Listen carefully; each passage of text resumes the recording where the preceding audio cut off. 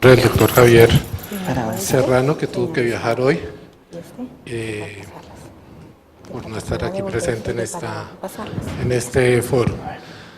El tema que vamos a ver hoy es de esos temas que a veces uno no quisiera tener nada que ver, pero que obligatoriamente tiene que ver en la medida que va escalando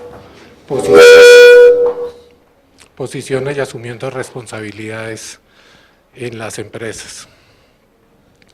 Como lo explicará el doctor Jaime Eduardo Santos, el tema de riesgo legal es uno de esos temas inherentes a la gestión de quienes son representantes de empresas y toman decisiones. El doctor Santos es abogado aquí de la Universidad de los Andes, luego hizo una especialización en Derecho Comercial, también en los Andes, y en este momento está culminando el ejecutivo con nosotros, ya pasó con éxito todas sus materias, está en el proceso ya de finalización de su proyecto de grado, o mejor de última revisión de su proyecto de grado, y durante muchísimos años ha estado vinculado con estos temas. En la actualidad es vicepresidente de Colpatria. A su cargo tiene varias funciones de mucha responsabilidad, entre ellas la Secretaría General del grupo, y tiene una amplia experiencia en este tema de riesgo legal, que es uno de esos riesgos junto con los riesgos financieros o los riesgos operativos que, como les decía antes, hacen parte del día a día de un ejecutivo. Muy seguramente, en la medida que se vaya realizando la presentación, comenzarán a resolverse algunas inquietudes que cada uno de nosotros tendremos. Al final de la exposición vamos a tener un espacio para compartir con el doctor Santos esas inquietudes y lograr su asesoría en el tema. Y posterior a eso, como siempre, los invitamos a socializar un poco entre todos alrededor de un café o una gaseosa, una empanada, y que compartamos un poco sobre esta experiencia. Mil gracias por haber venido, bienvenidos a este nuevo foro. Doctor Santos, tiene la palabra. Bueno, buenas noches, muchas gracias.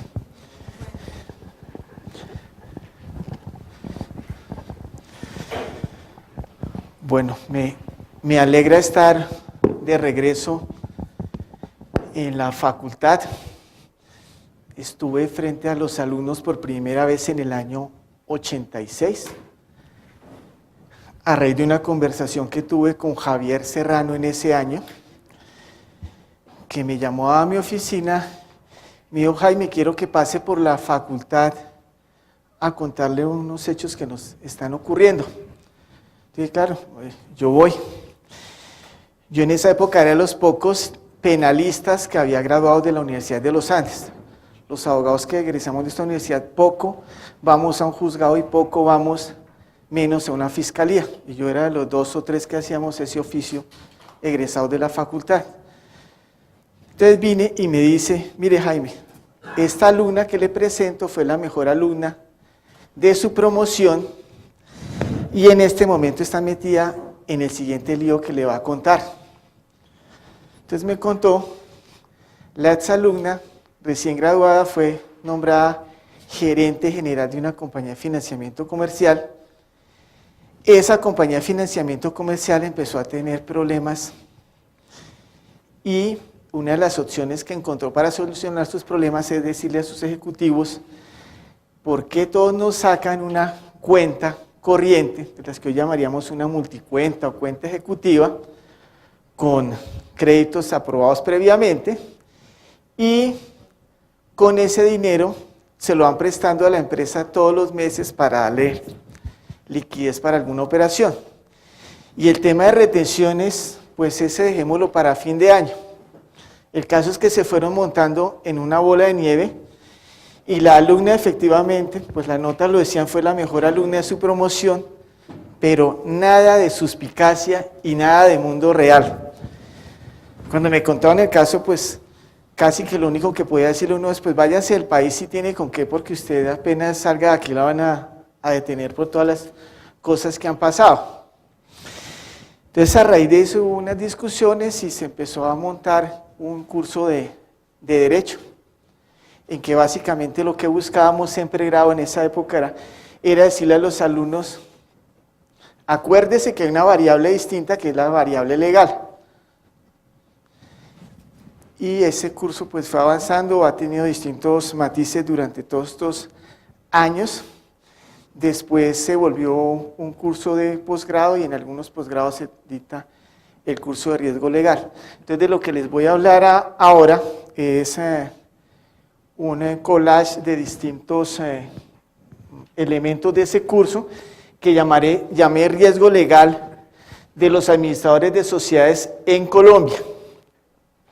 Pero de fondo van viendo que no voy colocando a Colombia, sino al mundo entero, y vamos a verlo por qué, y estoy hablando de riesgo legal de los administradores de sociedades. Para nada me voy a referir a los empleados públicos. Para los empleados públicos, si hay alguno presente, es simplemente que vuelva más complejo lo que yo voy a decir, y ahí está. Porque él va a tener encima la Procuraduría y la Contraloría. Los que estamos en el sector privado tenemos menos esos dos. Y de pronto tiene una veeduría, una defensoría del pueblo. Todos los funcionarios públicos hablan de las IAS. Yo voy a referirme solo entonces a sociedades privadas. Voy a hacer una reflexión, voy a definir qué es el riesgo legal, la globalización del riesgo legal, los métodos y medios de protección, casos recientes y hacer una reflexión final que nos sirva de autoevaluación de qué están haciendo ustedes frente al riesgo legal que manejan.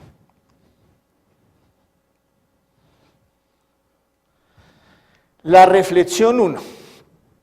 De fondo tenemos al mundo y un tablero de ajedrez. En la jerarquía de las compañías hay personas que tienen más peso que otras. Los administradores y en general la cúpula directiva. Hay un proverbio chino que dice, el pescado se pudre por la cabeza. Ahora bien, si queremos evitar que la empresa se pudra, hay que preocuparse por el estado de la cabeza, es decir, por sus ejecutivos. El concepto de administrador está en la legislación colombiana definido. Administrador no debe ser los que estudian administración de empresas, sino los que pueden tomar decisiones dentro de la sociedad. Y pues hablan, por ejemplo, los representantes legales, que es el típico tomador de decisiones con facultades vinculantes para la sociedad. Entonces aquí nos dicen, pongámosle cuidado a la cabeza de la organización. Ahora en el viaje reciente que hicimos con el EMBA, la promoción de nosotros fue al Instituto de Empresa de Madrid. Tomamos un curso que se llamaba Inteligencia Política, con un profesor que se llamaba Pascual Montañez. Y él decía, en la Facultad de Administración, todos los profesores llegan y le dicen, la materia más importante es finanzas, porque ahí es donde está la utilidad. El otro llega y dice, la más importante es desarrollo humano. Y cada uno se pone la camiseta del área que va a presentar en su curso. Y él decía, la más importante es la mía, porque la mía es la del que toma las decisiones, es decir, de los administradores, y tiene un libro que llama Inteligencia Política, que es cómo se deben tomar decisiones políticamente correctas dentro de una sociedad, y ese curso hace parte de gobierno corporativo. A esas personas se está refiriendo también esta reflexión. Reflexión 2. La gestión de riesgos debe volverse parte de la cultura de una organización. Esta es la norma técnica colombiana 5254. Definiciones de riesgo, ustedes saben que hay por todos los libros y de distinta naturaleza. Yo me guío por la de la norma técnica colombiana 5254. Por mi formación de abogado, pues siempre voy a buscar la regla que sea más sobre la que pueda hacer una mejor argumentación en un estrado judicial o ante un cliente. La suma de esas dos reflexiones las vamos a trabajar. Tipos de riesgos corporativos. Aquí estoy hablando de corporativos y no estoy hablando de tipos de riesgos personales. Tampoco estamos acostumbrados a tomar un curso de riesgos personales del administrador. Tomamos el curso de riesgos de crédito de cartera, de riesgo operativo, de riesgo tecnológico. Los que estamos viendo acá se pueden agrupar, aquí hay una agrupación, los riesgos financieros como el crediticio, de mercado, de liquidez, de conglomerados. Estos 4 riesgos ya son riesgos que se trabajan en el sistema financiero colombiano. El riesgo operativo se está empezando a trabajar. En el riesgo operativo está el humano, el tecnológico, el ético y está el riesgo legal, que lo coloco de último, pero para mí es la caja de todos los anteriores. Porque si ustedes van a mirar el riesgo crediticio, si bien está dentro de las técnicas de cómo controlar un activo, generalmente o siempre lo van a encontrar en una regulación. El riesgo de mercado, vamos, las operaciones que se pueden hacer, una preacordada, un overnight, cualquier sintético, distintas operaciones que se ven en el curso de Javier Serrano de Finanzas Internacionales, pues también van a estar en una norma. Los riesgos de liquidez, o sea, las brechas entre un ingreso y un egreso, van a encontrarlo también en una regulación. Y conglomerados, en este momento hay una tendencia a volver a trabajar todo el tema de grupos económicos, más allá de los grupos empresariales que están definidos en la ley mercantil colombiana. Hay grupos económicos y grupos empresariales y situaciones de control, digamos que hay 3 categorías. Aquí en este riesgo de conglomerados se están agrupando las 3 categorías. Bueno, toda la suma de estos riesgos, en términos legales, lo terminamos en uno solo que se llama reputación. En las cosas que aprendí en el MBA, allá hablaban era de la marca de la compañía. Para mí, cuando me hablaban de la marca, yo me autoentendía que me estaban hablando de la reputación, del buen nombre de la compañía. Entonces, muchos de estos riesgos, como vamos a ver algunos ejemplos ahora, que se lleguen a siniestrar, cualquiera de ellos, pueden llegar a dañarnos la marca. Entonces, tomemos, por ejemplo, el riesgo tecnológico. Entonces, si a mí se me cae, yo llevo 20 años trabajando con bancos, se me cae el sistema durante 3 horas, se me arma un caos en todas las oficinas y todo el mundo empieza a hablar, este banco es una porquería. Entonces, ¿qué me empieza a dañar? La reputación. Yo sé como funcionario de banco en 20 años que los bancos no gozamos de buena reputación. Y al no gozar de buena reputación, pues tenemos que cuidarla más para que la poca reputación que tenemos pues no se nos deteriore más.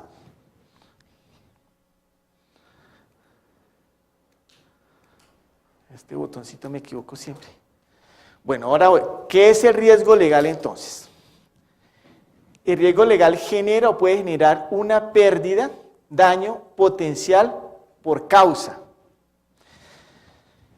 Aquí cuando estoy hablando de pérdida, estoy refiriéndome al concepto que los abogados utilizamos para pérdida, no a la pérdida en términos financieros. O sea, para un abogado hay pérdida cuando en los estados financieros abajo hay rojo. Entonces, cuando contratan a Sergio Cárdenas para hacer un peritazgo, le están diciendo, bueno, al fin en esta operación se perdió o no se perdió. Contrata a un banquero de inversión, esto dio o no dio. Para los abogados tiene que estar entonces ese concepto. Ahí el concepto financiero de que hubiera sido mejor tal inversión o que la tasa de retorno la calcularon con tal otra cosa, ese concepto es ajeno al mundo legal, mantiene en discusión. Hoy tenía una audiencia esta mañana en que ese era el eje. Estaban preguntándome en una audiencia, ¿esta persona generó un detrimento patrimonial para la sociedad comisionista?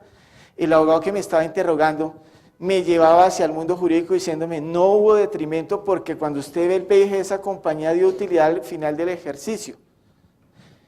Y yo le decía, no, sí tuvo pérdida porque si usted ve las operaciones en el mismo día, hubo operaciones que generaron pérdida, otras que generaban utilidad, pero las neteaba y había días que le daban utilidad y que le daban pérdida dentro del mismo día. La contabilidad para los abogados es de un mes. Y ustedes saben que cuando uno lo está viendo en una mesa de dinero, por ejemplo, la utilidad es en tiempo real, todo el tiempo uno está sabiendo si está ganando o está perdiendo. Pero si ese mundo se pasa al mundo de los abogados, se está hablando de meses. Igual, en la legislación colombiana, cuando se habla de plazos, el concepto mínimo de plazo para un abogado es de un día. Y en el mundo financiero, uno puede hacer una operación preacordada en 4 segundos.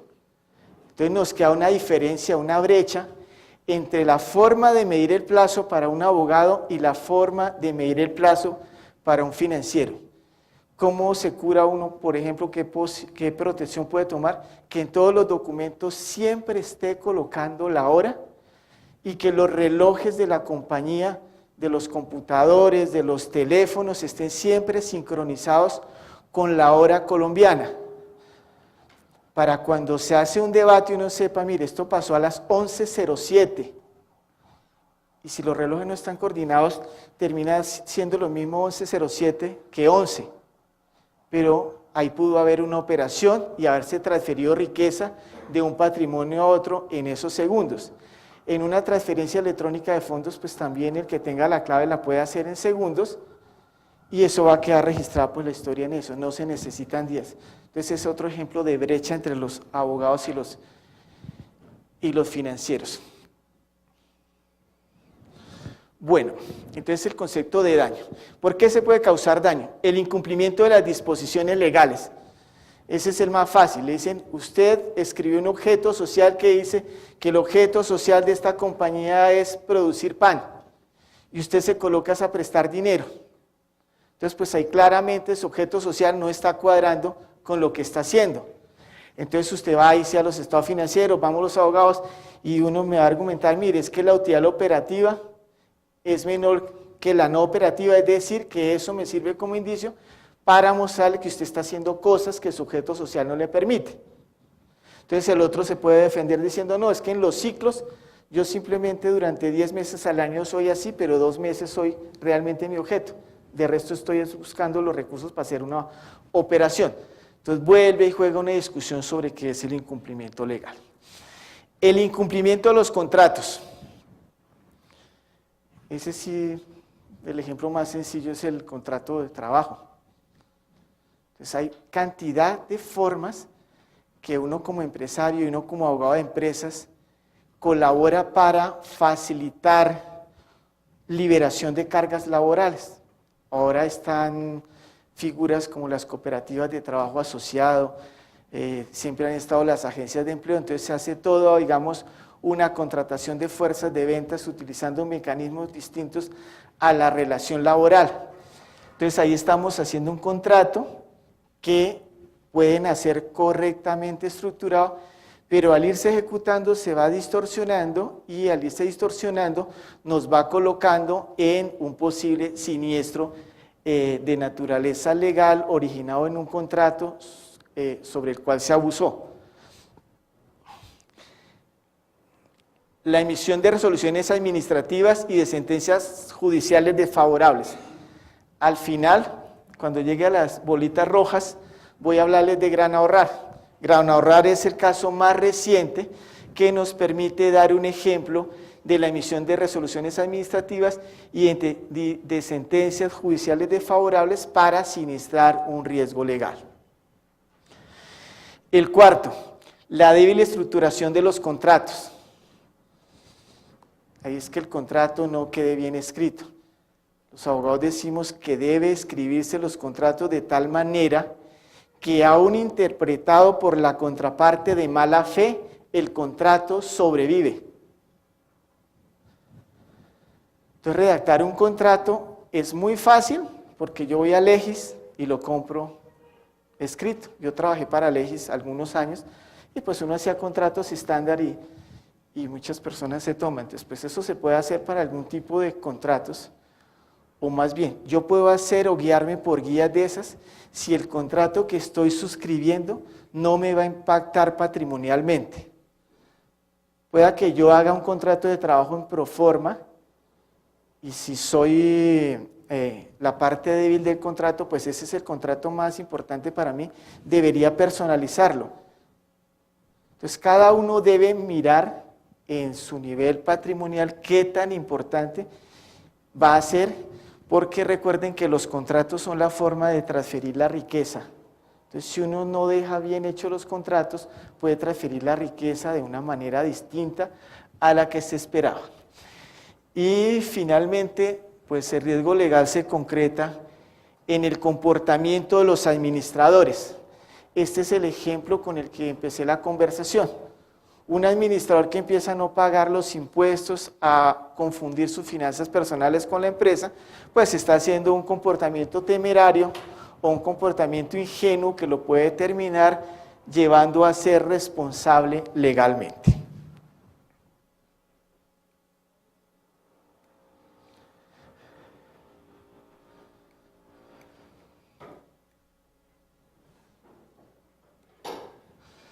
Bueno, vamos a ver ejemplos.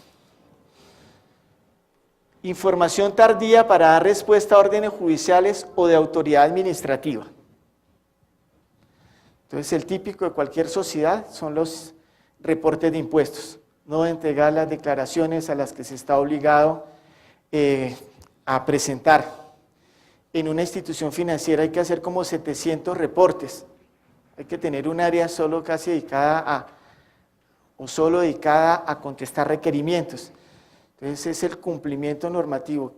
Tal informe en tal día, la posición propia está en esto, la tasa representativa de mercado está en esto, estar todo el tiempo dando el dato que corresponde.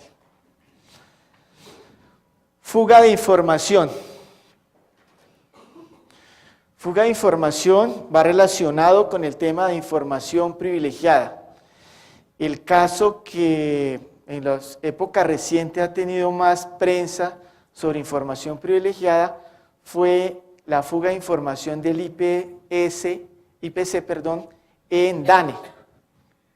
Ese caso tuve oportunidad de conocerlo como miembro de la autorregular del mercado de valores, que es el AMB, y pues ahí vimos cuáles fueron los comportamientos que se dieron para que ese dato terminara circulando en el mercado en favor de unos y en detrimento de otros. Acciones de grupo. Ahora están de moda las acciones de grupo porque los abogados tenemos un incentivo económico. Un abogado se gana entre 4 o 5 millones de pesos cada vez que pasa por un establecimiento de comercio y ve que tiene 2 avisos en lugar de 1, o que no tiene una rampa para minusválidos, o que el teclado del computador para el cajero electrónico no es para ciegos.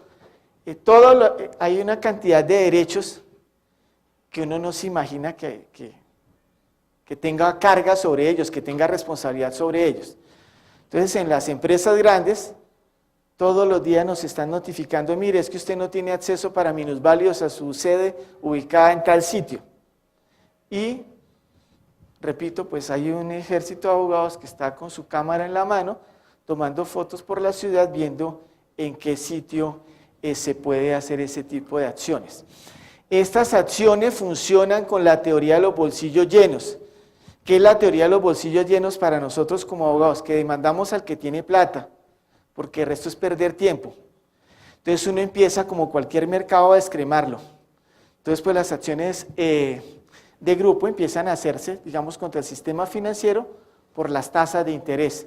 Pues todos los bancos deben tener con qué responder y van bajando. Entonces así van llegando al centro comercial que no tiene la rampa y va profundizando el mercado. Igualmente hay abogados pues, que se especializan también por segmentos y entonces van a su nicho a atacarlo en ese tipo de actuaciones. No quiere decir con esto que yo esté diciendo que no haya que respetar los derechos de los minusválidos ni de los ciegos. Todo el mundo pues se le deben respetar sus derechos. Lo que estoy cuestionando es que eso se vuelva una forma de generar un abuso de la norma. O sea, que a toda hora se esté buscando que el letrero de la Universidad de los Andes está aquí y debería ser acá. O sea, siempre buscándole alguna interpretación excesiva o abusiva a la norma, buscando una recompensa. Bueno, suscripción de contratos omitiendo el pago de impuestos. Que se realiza el contrato y dice, guardémoslo, no paguemos impuestos porque esto no va a pasar nada. Y el día que se arma el lío, entonces toca pagar una cantidad de multas de impuestos para poder hacer exigible el contrato. Pánico económico es un delito establecido en el Código Penal colombiano, que básicamente es que una persona, un grupo de personas, asuste, haga temer a un inversionista sobre la suerte de su inversión y lo haga retirar. El ejemplo citado en este tema siempre es Davivienda, cuando se hizo un correo electrónico difamatorio. Hace poco hubo también otro área económica en que les pasó lo mismo. Y finalmente, pues los daños al medio ambiente, que cada vez las normas son más exigentes. Cosas como el asbesto. Hay países en los que ya el asbesto no se puede usar para nada. En Colombia se usa todavía, no tenemos regla para no usarlo, tenemos normas es para cómo desecharlo, porque los expertos en eso dicen que el polvillo da cáncer. Entonces hay países que dicen, si ese elemento va a dar cáncer al momento de desecharlo, mejor no tengamos esos elementos. Y otros países con nosotros, bueno, sí tengámoslos, pero cuando lo vaya a desechar, tenga un tratamiento especial para no ir a contaminar.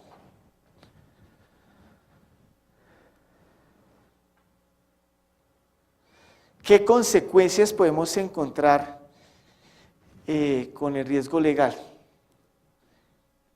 El resultado de una falla legal genera varias clases de consecuencias jurídicas para la entidad o para el administrador en distintos ámbitos.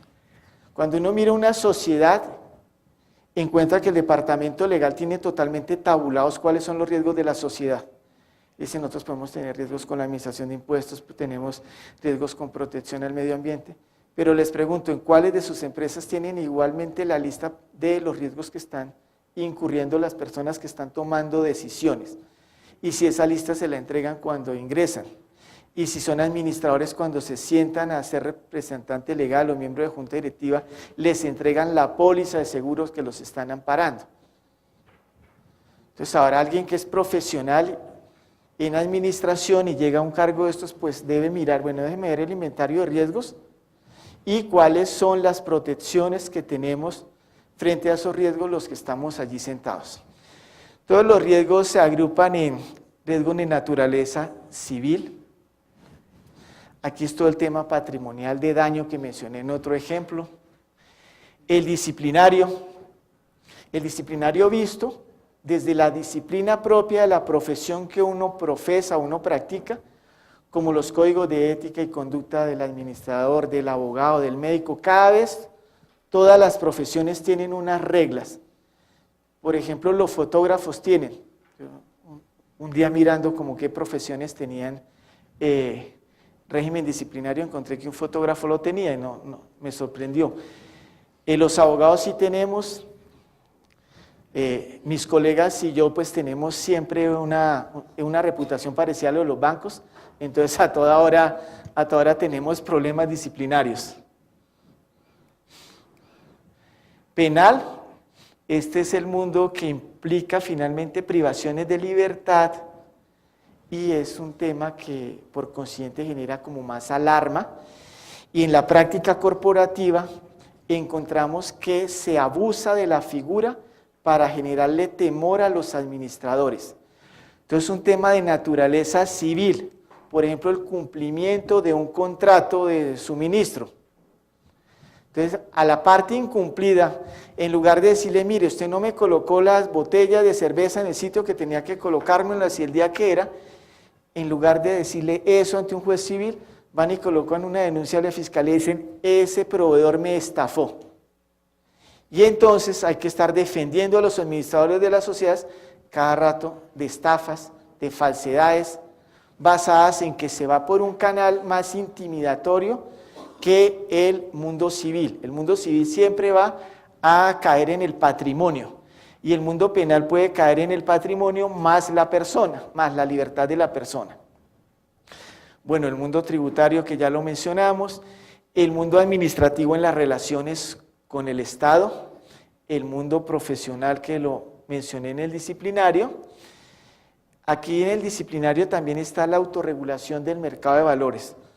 Todos los agentes que intermedian en el mercado de valores tienen un gobierno de autorregulación. O sea, se tienen las reglas de intervención del Estado en la economía, del artículo 333 y 335 de la Constitución, pero también se tienen las reglas del gremio, del sector. Por estar en ese sitio, nosotros nos vamos a comportar de tal manera.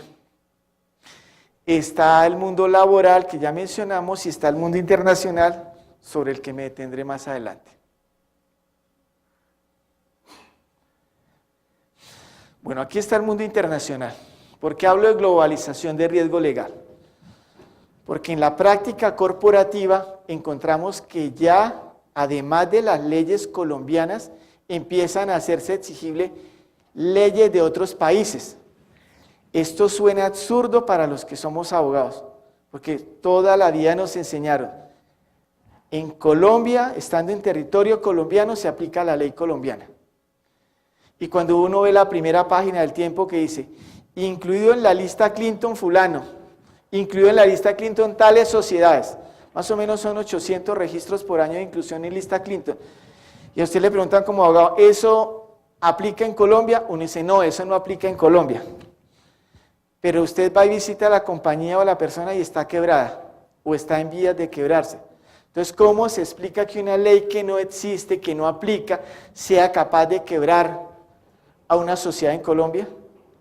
Entonces, primera razón por la que se explica por las reglas de cooperación internacional. Y la segunda, porque todo está conectado. Entonces, si bien yo no lo puedo atacar en Colombia, de pronto lo puedo atacar en Panamá con el despacho de mercancías. O lo puedo atacar donde a usted le llega los insumos para el proceso que tiene que hacer en Colombia. O los bienes de capital con que va a hacer su negocio. Entonces, no necesariamente hay actuaciones directas y en el mundo jurídico, sino que son actuaciones indirectas y en el mundo económico. Entonces, en la práctica, decir que no aplica termina siendo tal vez ingenuo, porque el efecto económico se está produciendo. Pero no traje escrito ese ejemplo de la lista Clinton porque todo el mundo lo ve cotidianamente. Traje 4 distintos. Basilea, CAMEL de la Reserva Federal, esto traduce capital, activos, gerencia, utilidad y liquidez. Esas 5 letras ahora las explicamos. La ley patriótica, la ley Sarbanes-Oxley. Otra forma de ver la internacionalización o la globalización de riesgo legal es la Corte Penal Internacional, la OECD con las prácticas de buen gobierno corporativo y finalmente las prácticas corporativas globales. Empiezo por la última. Las prácticas corporativas globales hacen referencia a los códigos de ética, de conducta o de comportamiento de las multinacionales que se expiden en sus casas matrices y son aplicables en cualquier lugar del mundo donde ellos operen. Entonces, una compañía como IBM, como la General Electric, que pueden tener 200, 400 mil empleados por todo el mundo, con distintas culturas, con distintas legislaciones, dictan su propia constitución, digamos, y ese es el vértice superior, y todo lo que se aplica nace y debe respetar lo que está arriba, a menos que en una operación local eso quede en contradicción con el derecho interno. Les doy un ejemplo. Una empresa norteamericana tiene prohibido hacer negocios con Cuba. Luego, si es una empresa norteamericana funcionando en Norteamérica, no puede hacer negocios con Cuba. Pero ¿qué pasa cuando una empresa es norteamericana y opera en Colombia? y las operaciones que hace hacia Cuba las hace en Colombia. Entonces un abogado en Colombia decía, a usted no le aplica porque usted está en territorio colombiano y la ley colombiana en ninguna parte dice que no se pueden hacer negocios con cubanos. Entonces ahí es un ejemplo de conflicto entre la norma de la multinacional hacia el mundo. Entonces, ¿en qué termina eso? Que en Colombia se puede procurar no hacer negocios con los ciudadanos de ese país o con las empresas de ese país. Y digo procurar porque si, digo yo no le presto servicio de hotel porque usted es cubano, pues esa persona tiene derechos en Colombia como las acciones de tutela, es decir, yo tengo derecho a que me preste servicios de hotel como a cualquier otra persona. Entonces se genera un debate. Entonces ahí entra en conflicto la práctica corporativa global contra una regulación interna.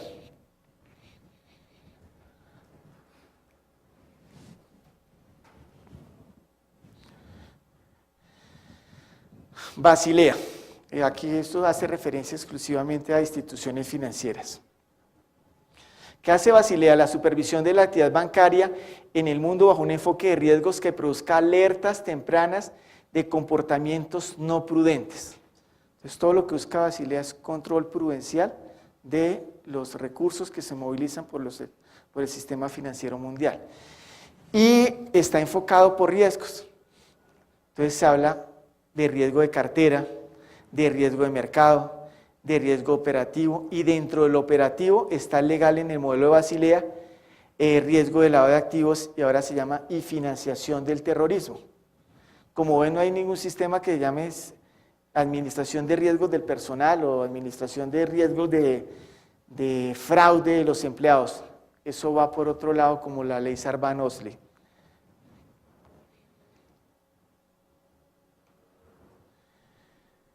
Camel. Esta es la herramienta que conozco que con más precisión se refiere a cómo se debe controlar una administración. En esta entonces voy a leer. ¿Qué espera Basilea para una administración de un banco? Que sea prudente. La palabra siempre en la banca es prudencia. ¿Y qué es prudente? La calidad, ejecución y profundidad de la dirección debe ser evaluada en relación a todos los factores considerados necesarios para operar una entidad de conformidad con las mejores y más prudentes prácticas bancarias generalmente aceptadas de forma segura y sana. Esto se resume en el principio de ortodoxia bancaria, que es extendible a cualquier otro negocio, es que uno debe hacer operaciones rentables, líquidas y seguras. Eso era lo único que yo sabía de finanzas antes de entrar al MBA, que tenía que ganar platica, o sea, ser rentable, que me pagaran cuando era que yo esperaba que me pagaran y que no se me fuera a enredar la plata en el camino. Esas eran las 3 palabras que tenía que tener claras y saber usar la tecla porcentaje. Con esas 4 cosas me podía defender. Ahora me enredaron más, pero... Bueno, ¿qué factores se califican? Allá la calificación es al revés. 1 es la mejor nota y 5 es la peor. Se califica con respecto a competencia técnica, liderazgo y habilidad administrativa. B, cumplimiento con regulaciones bancarias y estatutos. Entonces ahí nos dan espacio a los abogados. C, habilidad de planear y responder a circunstancias cambiantes. D, suficiencia de y cumplimiento con política de gestión financiera.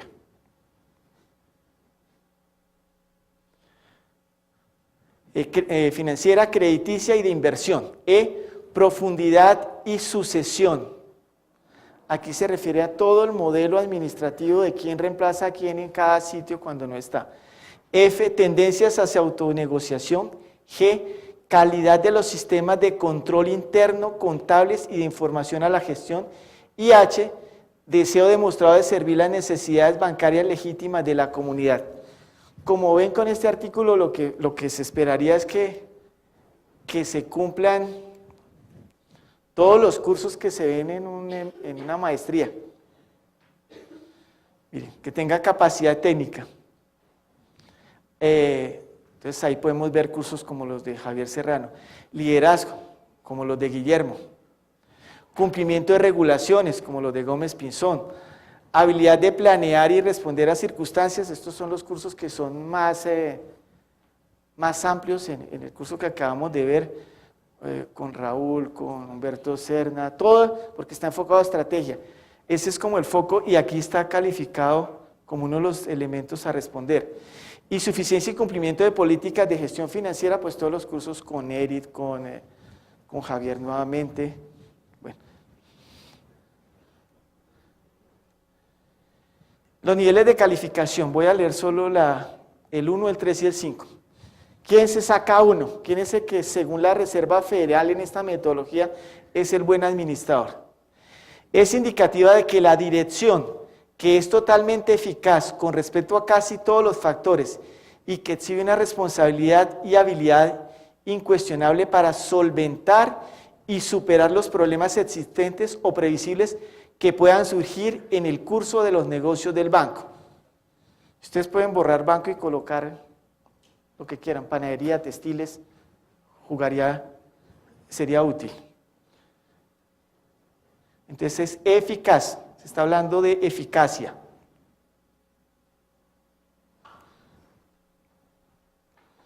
Veamos el 3.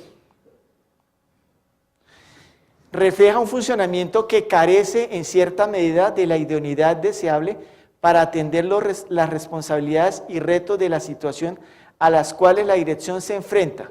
Se dispone de un talento modesto, cuando se requieren de hecho capacidades por encima del promedio, o la capacidad del equipo gerencial en su conjunto es claramente por debajo del promedio para el tipo y tamaño del banco en el cual opera. Por lo tanto, su responsabilidad o habilidad de corregir condiciones menos que satisfactorias puede ser insuficiente. Entonces es el que queda en la mitad. Y 5. Es aplicable a instancias en las cuales ha quedado demostrada una clara incompetencia. En estos casos, los problemas resultantes de las insuficiencias y debilidades de la dirección son de tal severidad o envergadura que la dirección debe ser fortalecida o reemplazada de urgencia para que puedan darse condiciones más propicias para la marcha y recuperación de la entidad. Este tipo de cosas fueron las que pasaron, por ejemplo, en la crisis financiera colombiana del año 82. Y cosa distinta a lo que pasó en Gran Ahorrar, que vamos a ver. Otro ejemplo, la ley patriótica o acto patriótico es una norma bastante extensa. Solo voy a referirme a lo que se ha denominado el brazo largo de la ley patriótica. ¿Qué quiere decir brazo largo? Que la ley americana va más allá del territorio americano. Entonces se extiende. Y se extiende cuando hay temas como terrorismo. Lo voy a hacer con este gráfico. Si estoy en ley colombiana, en Colombia y un banco colombiano, ¿qué ley se le aplica? La colombiana. Estoy parado en Colombia, estoy bajo ley colombiana, opero en Colombia, ley colombiana. Ley de Norteamérica. Estoy en un banco norteamericano. En los Estados Unidos, pues se aplica la ley norteamericana. Ahora empieza la mezcla. No estoy en territorio americano. No me aplica la ley norteamericana. Pero como banco colombiano tengo una cuenta de corresponsalía en los Estados Unidos. Entonces, por tener esa cuenta de corresponsalía, este banco se viene para este mundo. Entonces empieza a cogerme el brazo largo. Y se alarga más el brazo cuando estoy...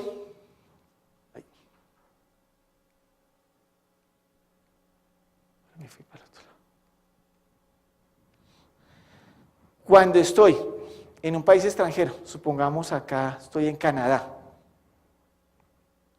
y soy un banco en Canadá que ayudo al negocio de las exportaciones. Y hay un banco en España, Y como ven, nadie está en territorio americano, nadie es un banco americano. Pero resulta que para poder operar en el mundo financiero hay que tener alguna pata, así sea de corresponsabilidad en territorio americano. Entonces supongamos que este banco español tiene una cuenta corresponsal en Estados Unidos. Entonces se le extiende el brazo. Entonces a eso se le conoce como la extensión del brazo de la ley patriótica. La ley patriótica en general trabaja toda la forma como el Estado tiene para investigar y reprimir los actos terroristas. Y tiene otra cantidad de cosas, pero a manera de ejemplo ahí fue cuando nació ya todo el poder del Estado para entrar al mundo virtual y mirar y filtrar.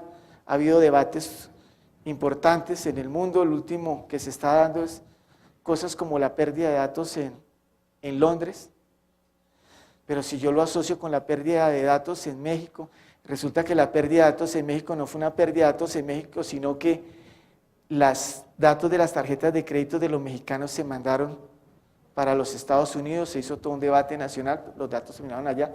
Se dice que también los datos de nuestras tarjetas de crédito también migraron hacia allá. Entonces, con toda esa información, pues se pueden ver muchas cosas y monitorear muchos aspectos de nuestra intimidad. Entonces, hay todo un debate de hasta dónde van nuestros derechos a la intimidad y hasta dónde van los derechos de toda una sociedad que está siendo afectada por el terrorismo. Entonces hay un grupo de pensadores que dice que si la sociedad está siendo atacada por los terroristas, el Estado, entre comillas, puede ser igual de terrorista para lograr controlar las cosas, o sea, usar los mismos medios. Y otros que dicen, no señor, el límite del Estado tiene que comportarse respetando las garantías y derechos civiles y no se puede comportar como sus atacantes. Y pues en la mitad hay todos los matices que quieran, les estoy mencionando los dos extremos. Bueno, vamos a otra ley interesante de Norteamérica, que es la Sarbanes-Oxley, que le dicen SOX, S-O-X. ¿Cuáles son los objetivos de esta ley? Esta ley fue después de Enron y de WorldCom y de toda la crisis de Wall Street. Restablecer la confianza en el sistema, evitar problemas de reporte en el futuro y ayudar a conseguir de nuevo la confianza del público en las prácticas contables corporativas. Entonces se reaccionó para buscar restablecer la confianza. El impacto de la legislación, la información financiera debe ser exacta. Esto nosotros lo tenemos aquí en el Código de Comercio, en sus decretos reglamentarios, en las calidades de la información contable. Aquí lo que buscan es que se vaya más allá de lo que está escrito y que si no se cumple lo que está ahí escrito, el representante legal de la compañía responda. Entonces se ha vuelto más fuerte y más cotidiano las cartas de conformidad de la administración a las revisorías y a las auditorías diciéndole, señor, yo le manifiesto que yo le revelé a usted todo lo que sabía, o que yo le facilité a usted el acceso a la información propia de la compañía para que generara el reporte de auditoría. Afecta los límites de tiempo para el reporte corporativo, que más cortos. La información financiera exacta debe llegar a tiempo a las personas que participan en la toma de decisiones.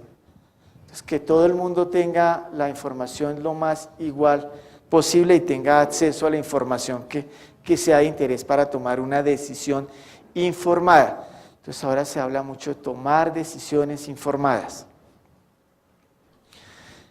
La ley tiene 11 títulos, hay todo un tema de supervisión de las firmas de auditoría, pues obviamente después de lo que pasó con Enron, que se llevó también a Arthur Andersen, pues le pusieron mucho los ojos a las auditorías, independencia del auditor, aquí me quedó mal escrito, responsabilidad corporativa, publicación de información financiera, conflicto de intereses, este es un tema muy trabajado ahora en los códigos de conducta, en los códigos de gobierno, en los códigos país, latinoamericanos, facultad y autoridad de la comisión, estudios e informes, responsabilidad corporativa y fraude contable.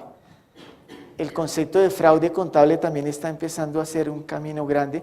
No es que se trate de fraude entendido en términos criminales, sino en que la información que yo estoy dando no sea correcta y que yo sepa que no está siendo correcta, sin llegar a que esté incurriendo en un delito de falsedad.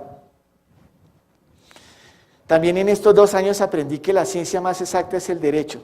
Yo era un convencido que era las finanzas, pero cada vez que nos ponían a hacer ejercicios me decían que cuánto necesitaba que diera la cosa, entonces decía, bueno, entonces ya no soy el más inexacto yo. Entonces ahí Sergio me asesoraba de cómo era que se hacían los distintos caminos financieros para lograr un resultado que una empresa valga más, valga menos, por donde la mire me da resultados totalmente distintos.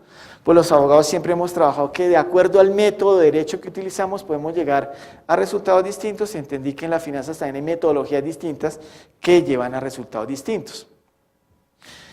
Penas por crímenes de los gestores, ahí sí entramos al mundo de responsabilidad penal, declaraciones de impuestos y fraude corporativo. Este tema de fraude corporativo también, en términos del delito de corrupción, ya se volvió un tema mundial a través de tratados internacionales en que se puede ser juzgado en cualquier parte del mundo por fraudes en que se haya incurrido en corrupción. Bueno, métodos y medios de protección.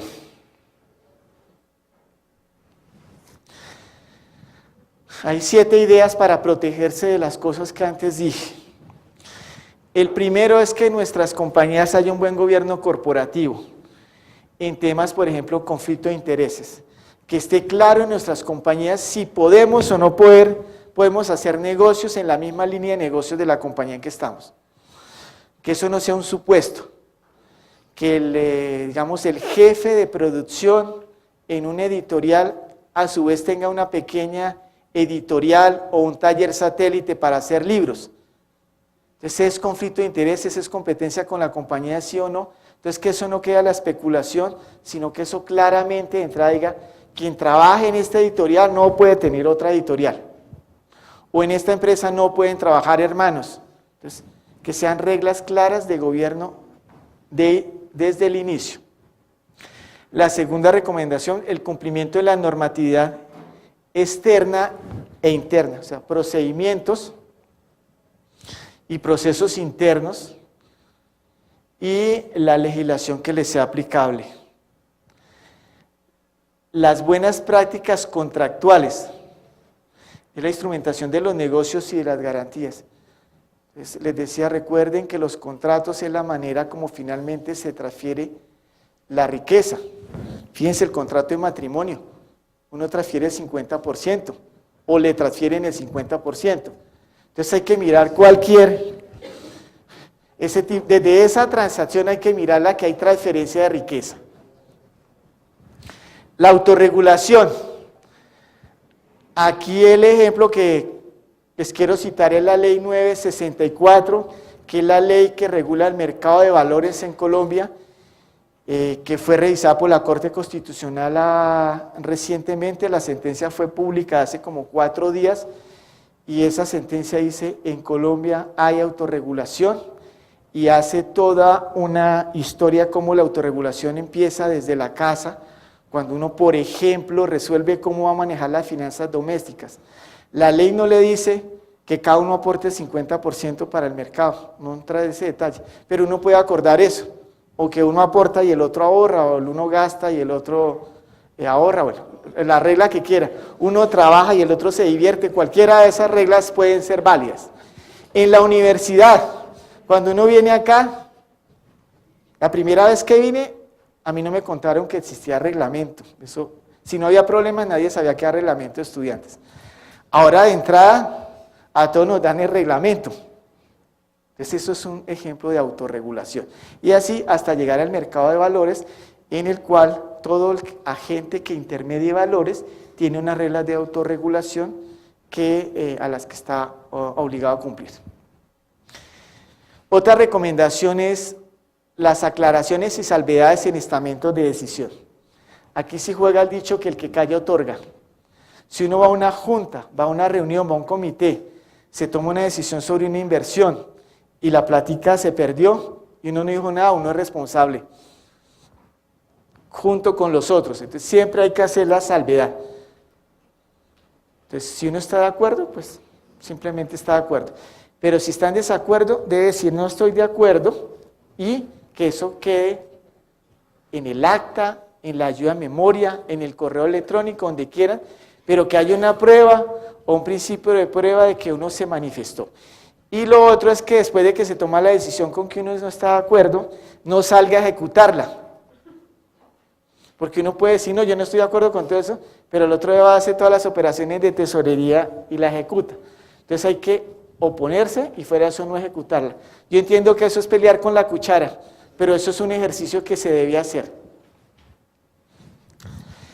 La debida diligencia aumentada en un mundo global.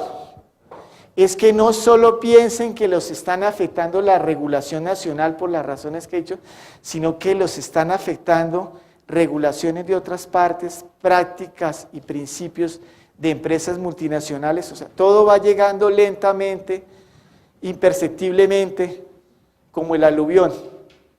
Entonces, en derecho nos enseñaban que el lento e imperceptible retiro de las aguas, cuando un río se va secando y va quedando seco al lado, pues esa área se va volviendo cultivable, ¿cierto? Y uno no se va dando cuenta de eso, entonces se le puede volver la finca más grande. Eso se llama retiro lento, imperceptible de las aguas. Aquí también en el mundo global están llegando, es al revés, están llegando cosas de forma imperceptible y lentamente. A decirle que hasta los abogados ahora nos toca preocuparnos del contexto internacional, que los abogados antes éramos lo más local y no se nos exigía, por ejemplo, en la universidad a todo el mundo le exigían estudiar inglés, a los de la Facultad de Derecho no, porque para qué un abogado estudiaba inglés, y ahora es totalmente ilógico hacerlo. Obviamente ya no lo hacen, pero en la época que yo lo hacía era una electiva, tome los cursos que quieras, y francés, italiano, tome una lengua. Bueno, y tomen seguros de responsabilidad. Los seguros de responsabilidad hay que tomarlos con responsabilidad, en el sentido de que hay muchos seguros, yo no sé qué habrá gente de compañías de seguros que uno después de que los toma se da cuenta que no eran para lo que uno necesitaba,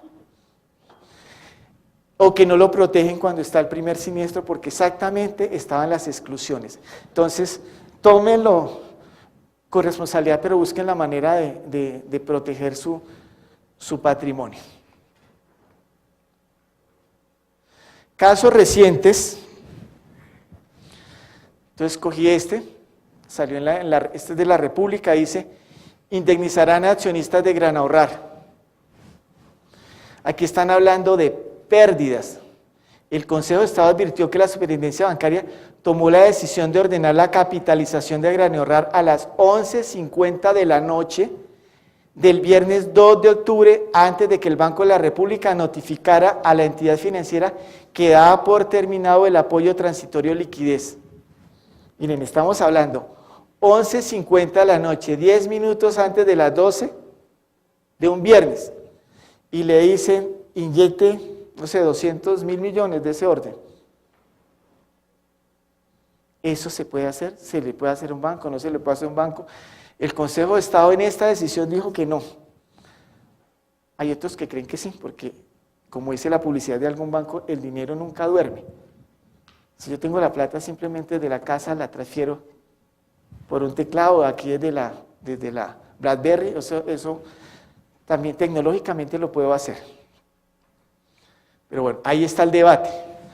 Y va más allá, la salida jurídica a pago de indemnización de Gran Ahorrar. El Estado la condena a estos 220.000 millones, entiendo que es el 65% de las provisiones para pleitos a perder en el 2008. O sea que en un solo caso se fue el 65%. Y si lo de Medellín fuera exigible también, pues ahí se nos iba algo así como 160 millones de dólares más. Entonces la provisión se nos acaba. Bueno, pero este caso, relacionémoslo con lo que hemos venido diciendo. Es un caso que ocurrió en 1998 y estamos viendo una sentencia en el 2007. Ahí con esa brecha le estamos dando la razón a Alvin Toffler en un libro que que se llama algo así como La riqueza, el último de Toffler, de Alvin Toffler, ¿cómo se llama? Bueno, que dice que las empresas, si comparáramos las empresas y la sociedad en general con una autopista y unos carros en ella, las empresas se mueven a 160 kilómetros por hora y los tribunales de justicia a 2 kilómetros por hora. En el interreino hay alguien de 40 kilómetros por hora como el sistema de educación. No sé los Andes con todas las acreditaciones que tenemos, si vamos en los mismos 40, pero les doy esos 3 ejemplos. Las empresas en que nosotros trabajamos van a 160, el sistema educativo a 40 y los abogados vamos a 2. Y se nota, mire, pasa una cosa en el 98 y en el 2007 nos la definen. 2 Colombias distintas, ¿cierto? En el 98 el Estado dijo la Superintendencia Financiera a través de sus funcionarios y Fogafín a través de sus funcionarios que Granorra está en una situación de incumplimiento y que por consiguiente la capitalizaba y al capitalizarla la oficializó. Y eso generó impacto sobre Granorra, o sea, la institución, sobre los accionistas, 2 clases de accionistas, los mayoritarios que recibieron la orden directa de capitalizar y los minoritarios que su acción de no sé cuánto costaba en ese momento, pero pasó a costar 1 centavo. Lo que sé es que costaba más que 1 centavo, entonces los accionistas fueron afectados y los administradores. Los administradores no estaban aquí siendo afectados porque hubieran tenido un mal comportamiento, sino por una cantidad de variables financieras, económicas distintas, entonces no se les aplicaba la regla de inhabilidad de 5 años, porque si uno trabaja en una institución financiera que es tomada en posesión y se puede probar que fue porque uno estaba calificado por allá en Camel en un 3, no puede volver a trabajar en 5 años en el sistema financiero en un cargo que exija posesión. El Estado, nuevamente, pero a través del Consejo de Estado, esta vez de la rama jurisdiccional, dice que anula lo que se hizo en el año 98. Entonces, ¿cuáles son los efectos? Así como en el 98 todos estos perdieron la propiedad y perdieron su trabajo, ¿cuáles van a ser los efectos sobre la superintendencia, Fogafín y sus funcionarios con esta decisión del Estado? Para los funcionarios hay una regla que se llama acción de repetición, que si usted se equivocó gestionando la cosa pública, el Estado puede repetir contra usted. Entonces, ahí podría haber acciones de repetición, que es el tema que estamos hablando de riesgo legal de los administradores. Está el riesgo institucional para la superintendencia financiera y para Fogafín, institucional. De su patrimonio debe salir una plata. Y para los funcionarios que tomaron la decisión, puede salir después una decisión. Yo he defendido a una persona que estuvo en el sector público hace como 18 años y todavía tenemos a esa persona le iniciaron como 14 acciones de repetición. Hemos ganado ya como 9 de los casos, pero a la primera demanda se la notificaron como a los 12 años de haberse retirado el cargo, porque fue como esto, después de terminar empezó todo para allá. ¿Te imaginas si uno acordarse qué hizo hace 12 años y por qué tomó la decisión de invertir unos recursos en determinado sitio? Y más cuando no tiene acceso a una entidad que ya ni siquiera existe porque fue liquidada. Entonces cada uno en una situación compleja. Aquí también seguramente muchos de los funcionarios de esto ya no están, otros deben estar. Bueno, también casos recientes, pues está toda la crisis hipotecaria en los Estados Unidos, en que básicamente se han venido presentando renuncias de administradores diciendo, bueno, yo me considero que fallé en la gestión que estaba haciendo y renuncio, como el caso que citan aquí el Citigroup, pero hay otros que están atacando. Por ejemplo, la Comisión Europea está diciendo que las agencias calificadoras no alertaron la crisis hipotecaria y por consiguiente las agencias calificadoras deben responder. Igualmente las agencias calificadoras, ¿quién las mueve? Por personas, seres humanos. Detrás de las SA siempre hay alguien que lo opera. Entonces también puede llegar a personas.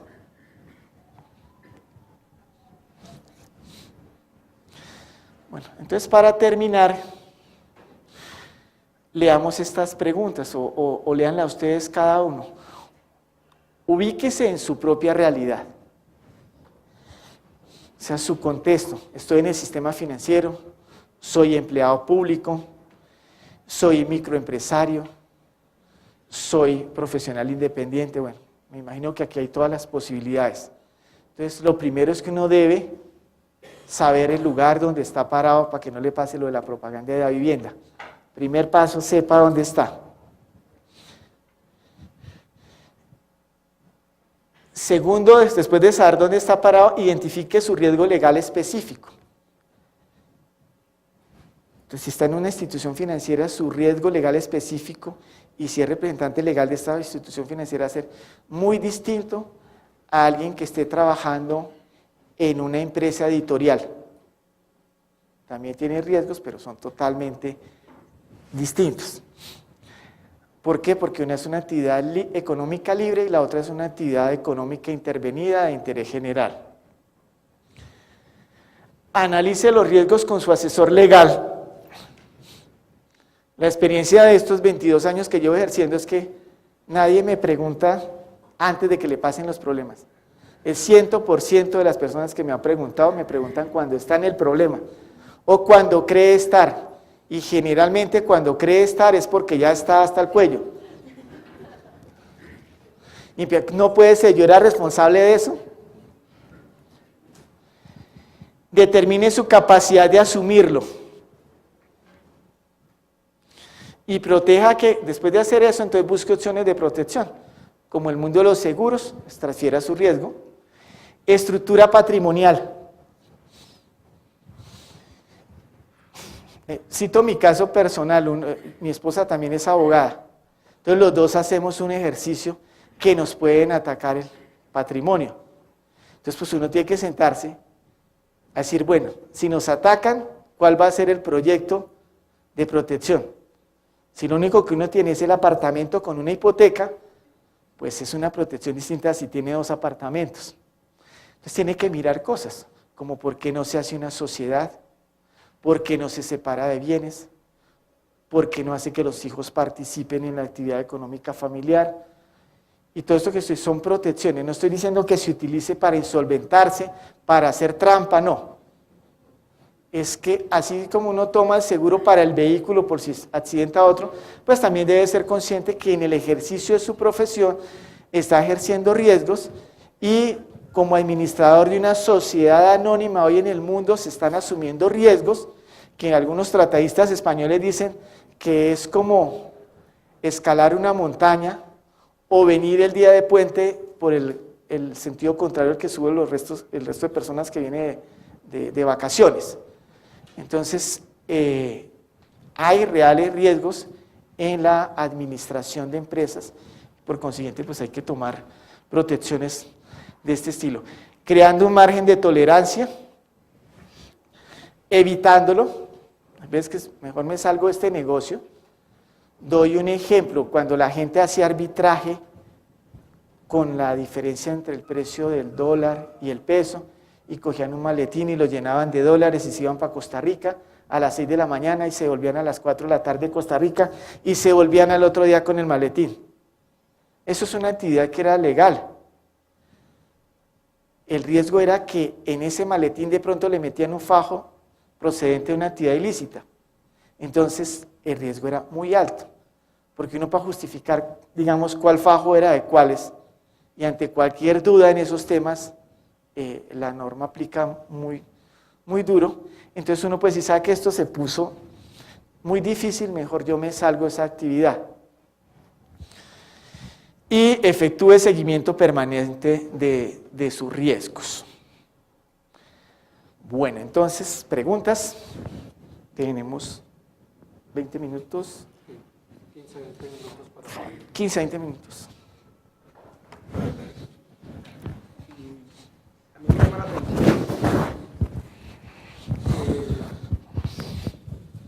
Me llama la atención la responsabilidad que deviene de los funcionarios de Fogafín, de la Superintendencia Financiera, en relación a la decisión que tomaron con el Banco Gran Ahorrar, y es por lo siguiente. Gran Ahorrar demandó en nulidad y restablecimiento del derecho ante la sesión cuarta del Consejo de Estado, y entonces allí uno observa que el riesgo es tan grande debido a la inseguridad jurídica que se genera en la jurisprudencia sobre el tema contencioso administrativo. ¿Por qué? Porque usted hablaba de una acción de repetición, y la acción de repetición está instaurada para cuando un agente del Estado, con ocasión de una actuación dolosa o gravemente culposa, ha sido el Estado condenado a pagar una suma de dinero. Entonces, digamos aquí, se presenta lo siguiente. Primero, que tiene que ser dolosa, o sea, es decir, actuar teniendo conocimiento de la cosa. Culposa por negligencia, impericia, inobservancia, imprudencia, qué sé yo. Y entonces, yo ahí no veo, o sea, no veo, en principio, que proceda una acción de repetición, porque es que el Estado de su propio patrimonio no va a restablecer un daño como consecuencia de la medida de intervención, porque el Estado lo que tiene es que devolverle a los accionistas minoritarios todo lo que dejaron de ganar, porque el Estado ganó y los accionistas ganaron. Simplemente los 240.000 millones es para decirle, mire señores, señor Estado, usted no nos pagó lo que tenía que habernos pagado. Entonces allí no hay una merma ni una minoración del patrimonio del Estado, pues yo no vería en principio la acción de repetición, porque se trata, digamos, de el restablecimiento con dinero que es de los accionistas y que no es del presupuesto público del Estado, ¿cierto? Bueno, ahí la respuesta está por otra cosa que les dije, la debida diligencia, que en el lenguaje coloquial es no dar papaya. Si usted está sentado en este momento como ministro de Hacienda y puede tener claro que no hubo dolo, yo también creo que ahí no hubo mala fe de nadie, pero puede haber errores y los errores se pagan. Entonces el que está sentado hoy en día dice, yo no asumo este riesgo, yo le aviso a la justicia que averigüe. Y los abogados dicen, a nadie se le niega una demanda, si le niega una denuncia, se colocan. Y por eso en los casos que digo, le estoy defendiendo, pasaron hace 14 años. No es posible que no pase nada, pero a usted le toca defenderse y defenderse bien. ¿Otra pregunta? ¿A dónde?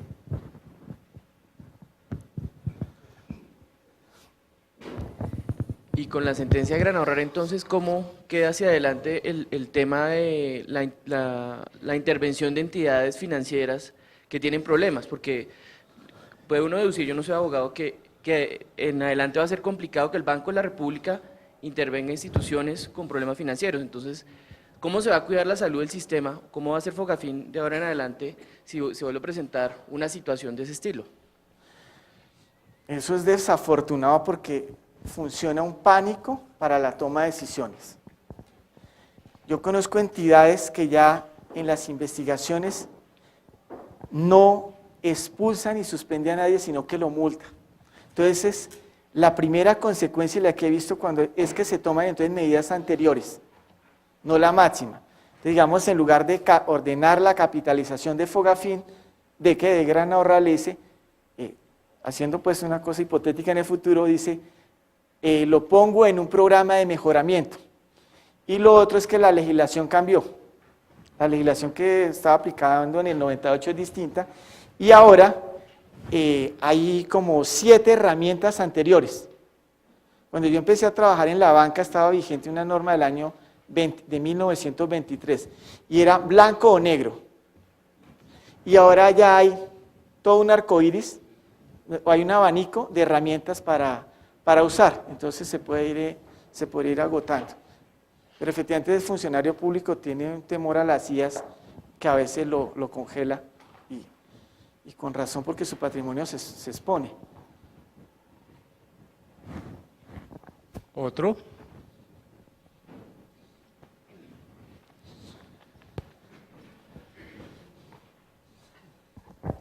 Hemos hablado mucho esta noche sobre riesgo legal en temas financieros, pero abarca mucho más que temas financieros. Mi pregunta concreta es el caso del Hotel Hilton, el niño que murió en la piscina. El representante legal del Hotel Hilton, ¿cómo va en ese paseo? Bueno, un buen ejemplo es ustedes saben que uno va a un crucero, en un barco, en el Caribe o en la Patagonia, y desde que entra le dan todo unas reglas de comportamiento. Va a un hotel en otra parte, está todo señalizado. Va a este tema de la piscina y hay una discusión sobre si había señalización o no había señalización. Entonces lo que mencionaban allí, el hotel sin duda va a tener que responder en algún momento. Y si el hotel responde porque hubo mala gestión, hubo negligencia, hubo falta de profesionalismo en la administración, esa persona va a responder en el mundo patrimonial.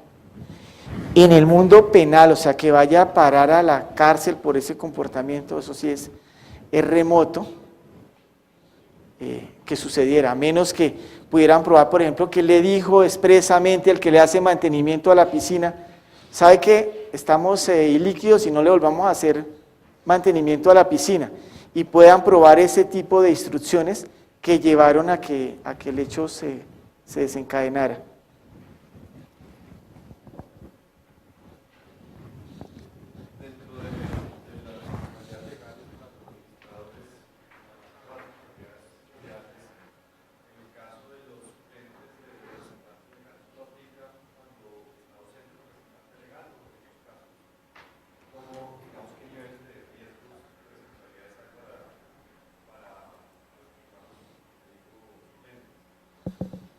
Bueno, ahí ha habido bastantes discusiones sobre cuándo opera la suplencia.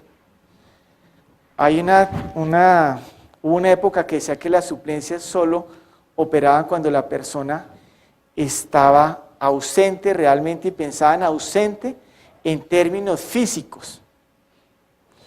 Pero resulta que la tecnología rompió esa regla. Yo puedo tener al presidente de mi compañía en la Patagonia tomando decisiones en Bogotá. Entonces el tema de ausentes empieza a no ser el importante. Lo que importa es que esté presente en la toma de decisión de forma física o virtual, y que esa toma de decisión pues se pueda probar. Entonces el suplente solo va a actuar pues cuando haya esa ausencia física o virtual de la persona. Entonces, ¿cuándo sería responsable el suplente? Cuando actúa y con unas características de negligencia, impericia o dolo. Si uno responde por creer que puede hacer algo más allá de lo que realmente puede hacer, por falta de profesionalismo o porque de mala fe quiso generar el resultado. El mundo virtual ha distorsionado mucho las cosas.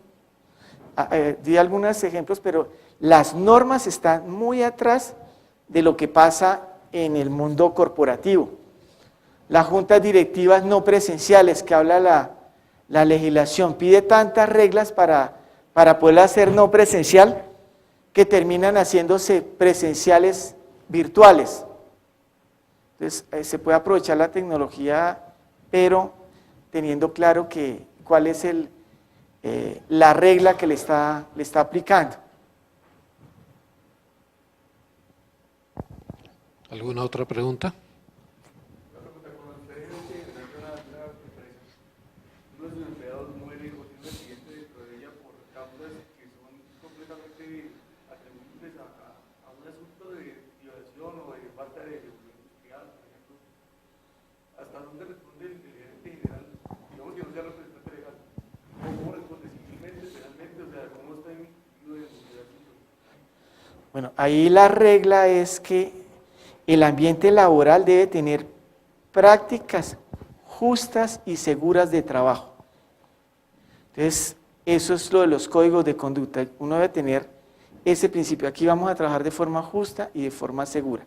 Eso después va pasando a los reglamentos de trabajo y hay un marco legal para todo lo que son accidentes accidentes de trabajo. Entonces, uno como administrador, la primera lista de chequeo que tiene que hacer es que todas esas cosas se tenían y se cumplieron.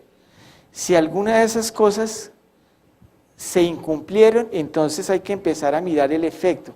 Si el efecto va a ser en el mundo indemnizatorio, que es el civil, o en el mundo de riesgos profesionales, o en el mundo penal. Eso lo llamamos los test de razonabilidad.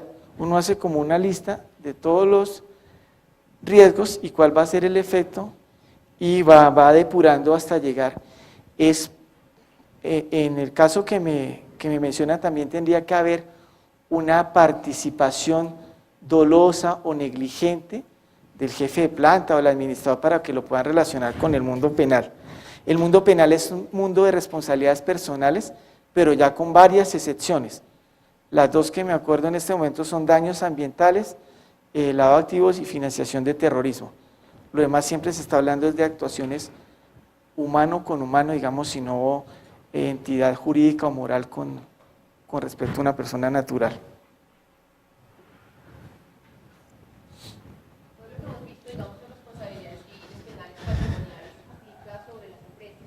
¿Todas estas aplican de igual forma para las convenciones o hay algún tipo de diferencia? Todo esto que les he dicho está pensado en las sociedades mercantiles, pero les aplican bastante de esas cosas porque nacen en las reglas civiles. El Código Civil, que es donde están las reglas de responsabilidad, le aplica a todo el mundo, digamos, en el mundo de su actividad particular. El Código Comercio, el Código Financiero va aplicando ya a comerciantes o a comerciantes especializados. Lo que he mencionado va orientado es a ese tipo de comerciantes, pero las reglas son generalmente las mismas.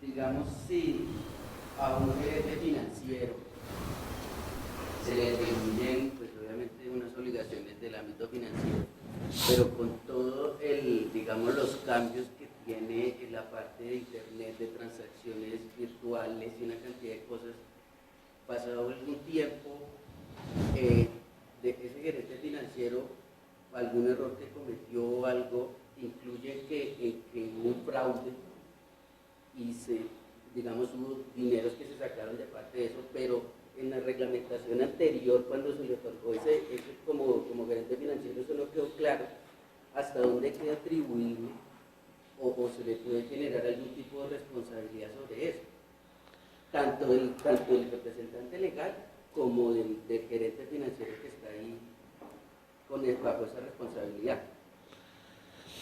Ahora hay que mirar pues cuál es el comportamiento real que se da en esa compañía y mirar el poder de decisión. Para hacer de pronto más ilustrativo su ejemplo, las claves de usuario. Digamos que el vicepresidente financiero es el único que tiene las claves de usuario para transmitir a la DIAN. Y resulta que en la práctica esas claves las usa el auxiliar 3 del área financiera, pero en la DIAN sigue apareciendo pues el vicepresidente financiero o la cabeza financiera. Entonces, al hacer la investigación se tiene que mirar, mire, el que usaba realmente la clave era este, a pesar de que quien la recibió este. Entonces, el vicepresidente financiero va a responder por violaciones a los códigos internos laborales, a los daños que pudo sufrir la empresa por haber delegado esa clave, pero ya el tema del fraude va a responder quién lo cometió con el uso de la clave, a menos que el financiero haya recibido un beneficio de ese fraude o se haya hecho el de las gafas oscuras. Eso se llama ceguera intencional, que es debiendo haberse dado cuenta, no se dio cuenta, que lleva al convencimiento del que está investigando, que fue que veía que estaban pasando las cosas y no hacía nada. Ese tema de ceguera intencional es muy usado en los temas de lavado de activos y financiación del terrorismo. Que uno se dé cuenta que algo está pasando y se haga el tonto y no tome ninguna actuación de protección. Profesor, escúcheme, hay un dato bien interesante y es en relación con las empresas cuyo objeto social es la realización de interventorías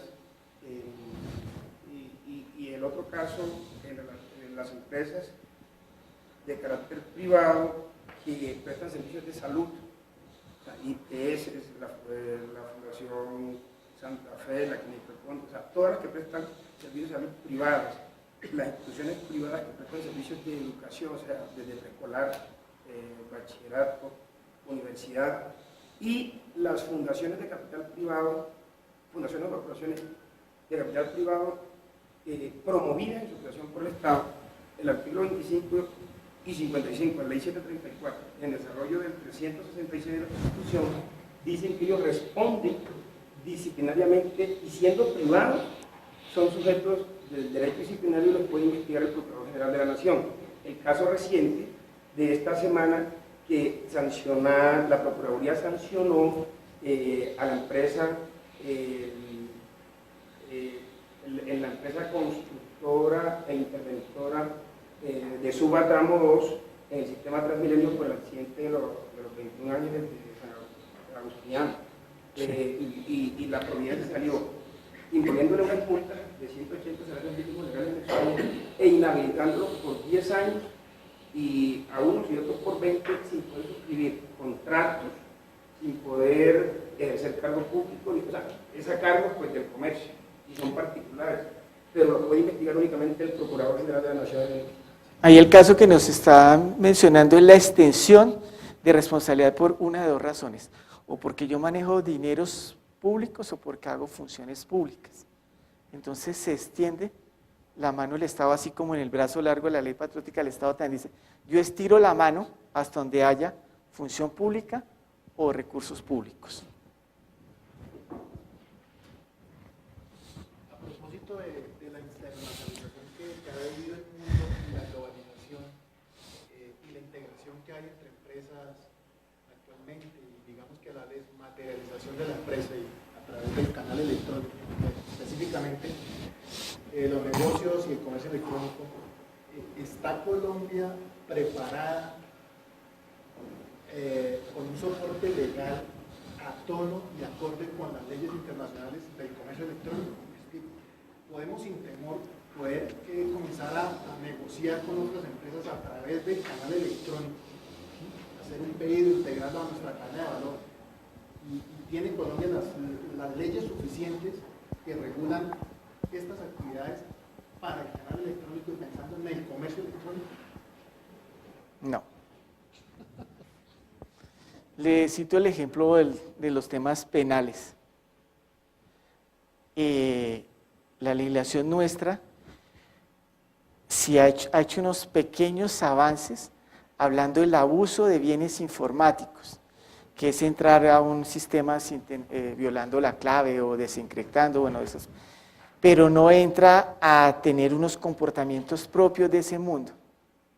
Entonces, cuando se entra a ese mundo, se queda uno sin poder lograr una represión o una sanción a quien cometió el fraude. Le doy un ejemplo que nos pasa todo el tiempo a los bancos. Usted coge una persona en un cajero electrónico, aquí en la Universidad de los Andes, con ese maletín en el cual tiene 2.000 plásticos, y tiene en cada plástico con una cinta de esas blancas, de desmascarar creo que se llama, y hay anotadas claves, y lo encuentra con una butaquita, sentada a las 4 de la tarde, mete una tarjeta y saque, y mete y saque. Entonces, llaman de la universidad y dicen, mire que hay una persona y como sospechosa, hay una operación que no. Lo capturan, bueno, lo llevan, y el tipo dice, ¿a mí qué me acusa? ¿Cuál ley estoy violando por cargar un morral con 2.000 plásticos con una clave? Ninguna. Y cuando uno va a mirar la estadística de ataques informáticos, encuentra cosas como que va a la estación de policía aquí para no irnos lejos, a la de los Andes, y entonces le dicen, ¿qué le pasó? No, que mi esposa me sacó la tarjeta y la usó, y bueno, y denuncia a la esposa. Y entonces el policía anota ahí, fraude familiar. Entonces uno se pone a investigar, yo he escrito 3 libros sobre ese tema. Entonces empieza uno a hacer la estadística y fraude familiar, pues nunca la estadística me va a servir para nada. Pues en el segundo texto que trabajé de eso, pues ahí tratamos de agrupar algo, pero eso no da nada, porque no hay claridad sobre el tema. Hay una ley de comercio electrónico, creo que es la 527. Yo no practico ya el derecho como lo practican allí, yo lo manejo más corporativamente, más gerencialmente, tanto que me toca contratar abogados para que me ayuden. Entonces, la 527, ¿es cierto? Sí. Bueno, la 527 tiene el marco general y de ahí se han dado varios desarrollos. Le doy otro ejemplo que tiene que ver con esta universidad del .co. El primer nodo de internet fue en esta universidad. Siempre la universidad explotó ese negocio hace como 4, terminando el gobierno Pastrana. Se armó el lío más grande que eso era un bien del Estado y que cómo así que un particular como los Andes manejando el .co. Finalmente los Andes lo perdió, pero entiendo que lo sigue administrando. Porque no había ninguna claridad de cómo manejar eso. ¿Y por qué se armó el debate del .co? Porque una multinacional que todos seguramente sabrán cuál, llegó y dijo que quería poner el .co para su empresa y que se lo compraba la Universidad de los Andes. Entonces empezó el debate, ¿cómo así que le van a vender a una empresa privada al .co y todos los colombianos que somos .co? Entonces no había reglas sobre eso. Finalmente hay unos conceptos y terminó perdiéndolo los Andes como, digamos, como propietario, pero entiendo, no sé si aquí hay alguien de sistema que lo siga administrando. Entonces es un mundo en construcción. Lo de las horas que les decía, cuando hacemos una investigación en una empresa y encontramos que todos los relojes tienen horas distintas en términos de minutos y segundos, uno termina viendo que actividades que no pueden ser lógicas. Digamos que la respuesta está antes que la pregunta. Y yo cuando empecé a hacer investigaciones decía, pero ¿cómo es esto? Y no daba. Y era una cosa tonta, era que los dos relojes estaban en horarios distintos. Entonces es un mundo en construcción, en el que hay que entrar entonces con cuidado. ¿Alguna última pregunta? Ok, va la última. Las prácticas corporativas globales que tú mencionas, por ejemplo, es claro que las compañías norteamericanas son muy estrictas en sus códigos de ética y en general nos dicen que pues, lo cumplen allá o en cualquier país donde operen. Algo muy común que pasa es un ejemplo muy sencillo, en una entrevista de trabajo uno va acá a una multinacional y obviamente como están en Colombia preguntan cosas que acá son legales, pero en Estados Unidos claramente son ilegales. ¿Hay algo que uno puede hacer desde acá hacia allá? O sea, el brazo de Estados Unidos se puede venir acá, pero entonces ahorita preguntan una cantidad de cosas que son ilegales allá. ¿Qué uno puede hacer con legales? Acá no puede contestar las frescas. Sí, pero ahí están las contradicciones de esas políticas, porque lo justo debe ser justo y la práctica debe ser universal. Entonces uno le pregunta, bueno, ¿pero es separado o no es separado? En los Estados Unidos dice, usted no me tiene por qué preguntar esa vaina, o si soy negro o cojo. Aquí uno, fuera que le preguntan, va y se verifica. Sí. No, ese sí es el poder distinto, ¿no? Bueno, muchas gracias.